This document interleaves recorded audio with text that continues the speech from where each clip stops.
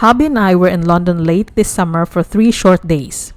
It was a relatively quick visit considering how massive the city is and how much it offers. To make do with this brief stay, we packed our days with sightseeing and visiting famous landmarks like most generic tourists who came. We even managed to squeeze a bit of shopping in between. London is a feast to the senses and there are endless things to do and see. We walked and hiked until my feet blistered, and I would probably do it again when I return. The city's culinary scene is just as exciting. We both enjoy the food and every meal is like a feast. Here are some of the restaurants we visited and the delicious food we ate. To give a clue about the food prices in this city, I also put down the cost of our meal. I hope this helps my fellow foodie travelers in the future.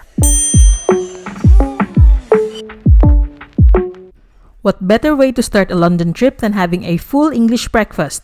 We went to Café Rouge at St. Catherine Docks. For £10.95, their grande breakfast came with 2 hash browns, a disc of black pudding, 2 sausages, roasted plum tomatoes, baked beans, crispy bacon, slices of sourdough bread, and 2 eggs cooked to your liking.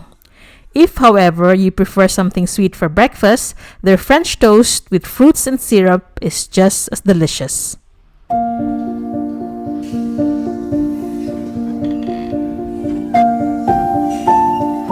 Another well-recommended place for breakfast is the English Rose Cafe and Tea Shop near the Buckingham Palace. With its flowery wallpaper, quirky decors, eye-catching ornaments, and mismatched furnitures, this vintage coffee shop is full of character. They are famous for their confections, delicious cakes, and scones. I ordered 2 and it came warm and served with clotted cream and jam. A quintessential British fare every tourist must try while visiting London. We also tried one of their cakes, blueberry cake sandwich between a cloud of lemony buttercream. If you want to experience authentic afternoon tea without breaking the bank, this is the place to be. Caffè Concerto is an Italian chain restaurant that has establishments all over the city. We went to their premises near Trafalgar Square, enticed by their display of delicious-looking cakes and pastries by the window. We went there for breakfast and I tried their version of scones as well. A single order had 2 dainty and smallish scones served with clotted cream and jam. Their clotted cream smelled buttery and divine. I wiped my scones out in no time. Hubby, on the other hand, opted for a savory breakfast and ordered croque monsieur, a ham and cheese sandwich topped with bechamel sauce and toasted cheese. The Flatiron chain restaurant is famous for its best value dishes, and for as low as £13, you can already enjoy some juicy steak. It's uncommon for a city as expensive as London. Popcorn is also placed on each table to munch on while you wait for your food. Hubby ordered their signature steak with a side of beef dripping fries. The meat was tender and cooked perfectly, and the chips were addictingly yummy. I, on the other hand, tried their Bernaise cheeseburger, which was messy to eat, but my oh my, it was juicy and finger-licking good. I also got roasted aubergine for good measure. Notice how we got cleavers to cut and slice our food instead of the knives, which makes dining here more fun. And if that's not good enough, diners got free soft ice cream as dessert. All the right reason to dine here, isn't it? English pubs are renowned for offering good local foods at a fair price. There are probably hundreds of them scattered around the city. The Anchor Bankside, a long-established pub, is over 800 years old and deemed as one of the oldest in London. It's so old, even Shakespeare hung out here. Oh, so they claim. It could be accurate based on their creaking wooden floors and tattered seats. One thing for sure, this is a well-sat bench in a well-visited restaurant. We are here to try classic English fare. Hubby ordered fish and chips with fresh Atlantic cod fillet, battered and deep-fried to perfection. It was served with triple-cooked fries, Bernaise mayo, and peas. Me, I got me some pie. Steak and ale wrapped in a flaky pie crust and served with delicious gravy, chips, and roasted cabbage. Portions are massive and the quality of food is top-notch. Shakespeare or not, this is an iconic establishment worth visiting in London.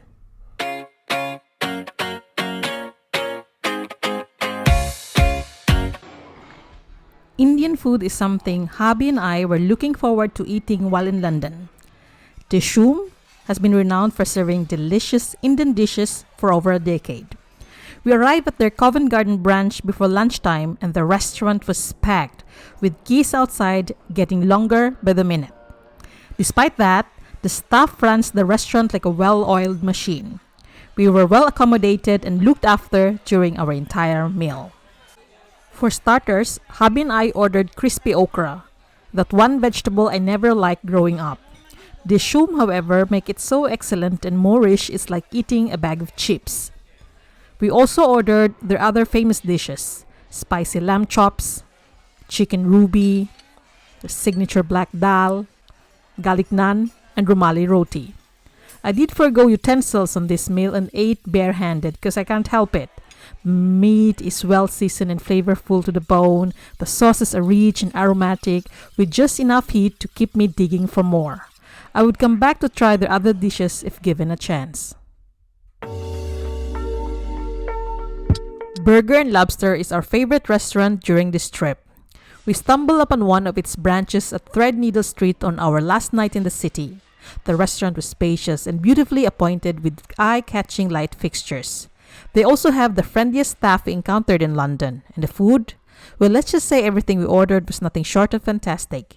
No over-the-top presentation, no fuss, but simple yet good quality grubs. Just the way we like it. For starters, I ordered freshly shocked oysters with vinaigrette and lemon wedges. It's briny and tasted of the ocean. I could eat a dozen of these bad boys.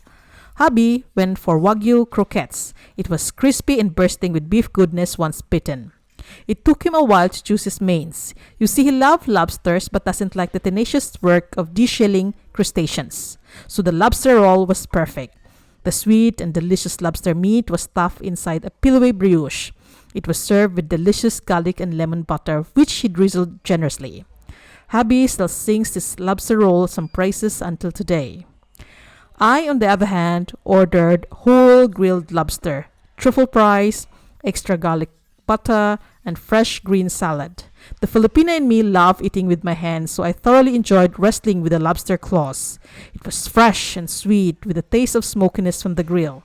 I also loved the lemon and garlic butter. Overall, it was an excellent food, fantastic and friendly service, and a bang for our buck. If you're in London, give this restaurant a visit. For those who want something fancier, try visiting the Shard, the UK's tallest building that offers 7 dining options. We went to Hutong restaurant located on the 33rd floor.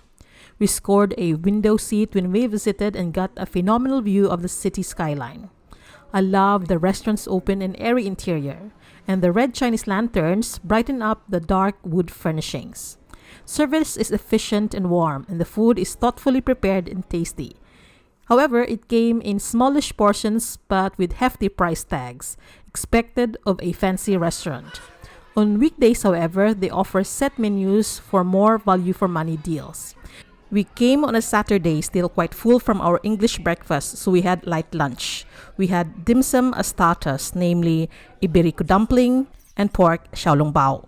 My favorite dish of the entire meal, however, was this salted egg prawns. Crispy and rich in umami, it paired wonderfully well with my steamed rice. The beef tenderloin was melt in the mouth tender, and the vegetable had nice crunch. For dessert, we had velvety mango pudding and sorbet.